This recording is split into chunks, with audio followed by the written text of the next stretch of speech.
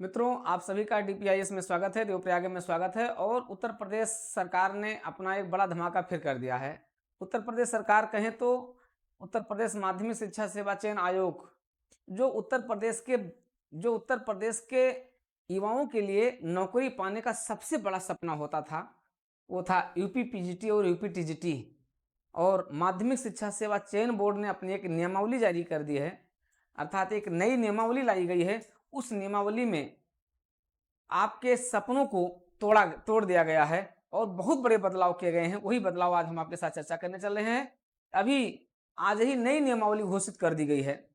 नई नियमावली जो आप देखते हैं, उत्तर प्रदेश अशासकीय सहायता प्राप्त माध्यमिक विद्यालय अध्यापकों की भर्ती सेवा शर्तें नियमावली 2024 ये जारी की गई है। और इस नियमावली में जो आप यूपी पीजीटी और टीजीटी के तहत आपको जो परीक्षाएं देना है, उसमें नए नियम किए गए हैं। और इसमें जो सबसे बड़ा बदलाव किया गया है, आप देखोगे ऐसे महत्वपूर्ण बदलाव किए गए हैं। किसी इंटरमीडिएट कॉलेज का प्रधानाचार्य या किसी हाई स्कूल का प्रधानाध्यापक जो होगा, वो 100% आयोग के माध्यम से सीधी भर्ती द्वारा भरा जाएगा।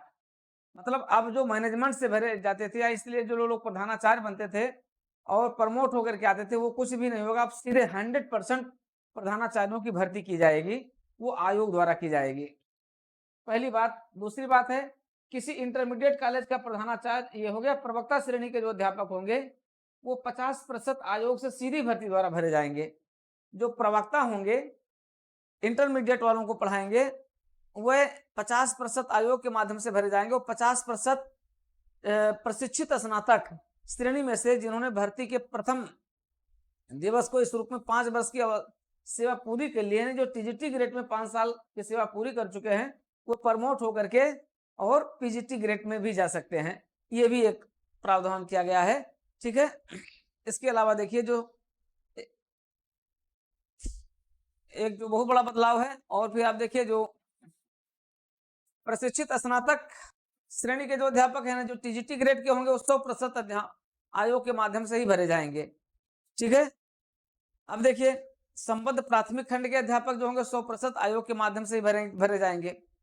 ठीक है। इनकी न्यूनतम अर्हता राष्ट्रीय अध्यापक शिक्षा परिषद एनसीटीई के अनुसार होगी। चलिए, ये हो गया।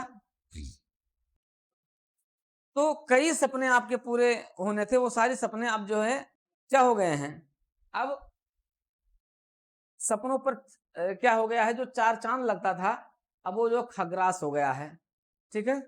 और देखिए, जो इसमें जो सबसे बड़ी जो बात कही गई है, वो शैक्षिक रहता है। और शैक्षिक रहता के बाद आयु है, जो सबसे बड़ा धमाका आयोग ने किया है। धमाका नहीं, वो एटम बम नहीं गिरा है, बल्कि हाइड्रोजन बम गिरा दिया गया है। ठीक है। छात्रों के भविष्य के ऊपर हाइड्रोजन बम गिरा है। और वो ये है कि सीधी भर्ती के लिए अभ्यर्थी की आयु जिस कैलेंडर वर्ष में सीधी भर्ती के लिए रिक्तियां आयोग द्वारा विज्ञापित की जाएंगी, उस कैलेंडर वर्ष की 1 जुलाई को 21 वर्ष की अवस्था हो जानी चाहिए और 40 वर्ष से अधिक नहीं होनी चाहिए। यानी उम्र सीमा में बहुत बड़ा बदलाव कर दिया गया है। 40 साल से ऊपर के लोग अब टीजीटी पीजीटी में भर्ती नहीं होंगे। अभी तक तो 55 साल होता था, नहीं उसके बाद एक तरीके से सीमा ही नहीं थी। मतलब वो 40 साल, 45 साल, 50 साल तक लोग इसमें जा सकते थे। लेकिन अब ये सारी सीमा समाप्त कर दी गई है। न्यूनतम 21 साल और अधिकतम 40 वर्ष कर दिया गया है।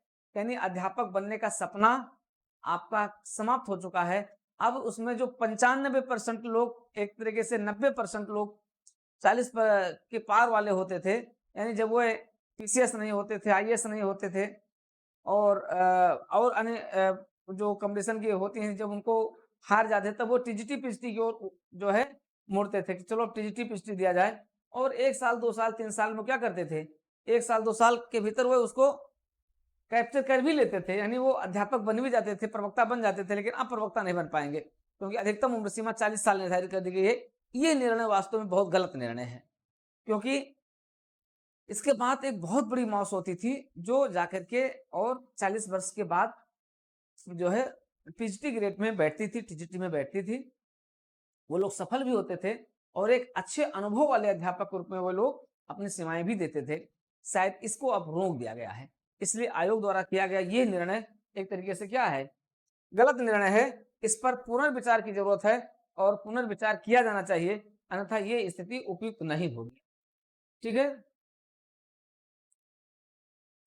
देखिए, तो न्यूनतम 21 वर्ष की अवस्था होनी चाहिए और 40 वर्ष से अधिक नहीं होनी चाहिए। परंतु ये किसी इंटरमीडिएट कॉलेज के प्रधानाचार्य या किसी हाई स्कूल के प्रधानाचार्य के पद के लिए यह आवश्यक है कि अभ्यर्थी ने उस कैलेंडर वर्ष में जिसमें ऐसे पदों की रिक्तियां आयोग द्वारा विज्ञापित की गई है कि 1 जुलाई को 30 साल की आयु पूरी कर ली हो, 40 वर्ष से अधिक आयु न प्राप्त की हो।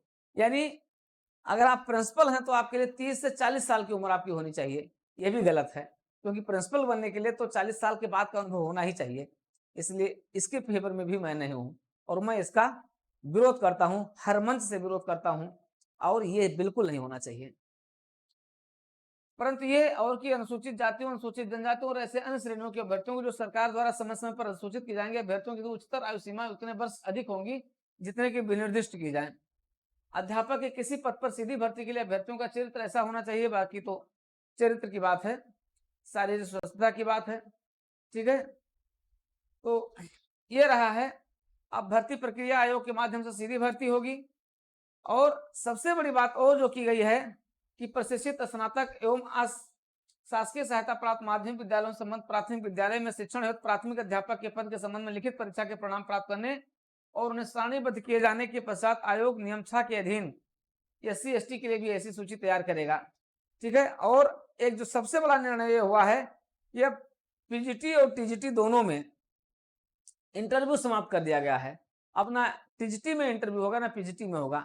इस तरीके से मित्रों बहुत गलत निर्णय हुआ है और इस नियमावली ने हजारों नहीं लाखों की संख्या में उन युवाओं के सपने को तोड़ दिया है जो सपनों के लिए वह क्या कर रहे थे, लगातार आगे बढ़ने के लिए प्रयासरत थे। फिलहाल ये जो होगी 2024 की भर्तियों से लागू होगी, 2023 की जो पेंडिंग भर्तियां हैं उस पर लागू नहीं होगा। यानी आप जो 2022-23, 21-22-23 की जो भर्ती थी, जो आपके फॉर्म पड़े हुए हैं, उस पर आप बिल्कुल अब टूट पड़िए, क्योंकि अब आपके लिए जो 40 साल के ऊपर वाले हैं उनके पास अब कोई विकल्प नहीं है और इस वैकेंसी को हर हालत में उन्हें क्रैक कर लेना होगा। तो मित्रों ये बहुत बड़ी न्यूज है, बड़ी ब्रेकिंग न्यूज है। ये सरकार के गले की फांस बन सकती है, सरकार को इस पर विचार करना होगा, अन्यथा सरकार के लिए नुकसानदायक हो सकती है।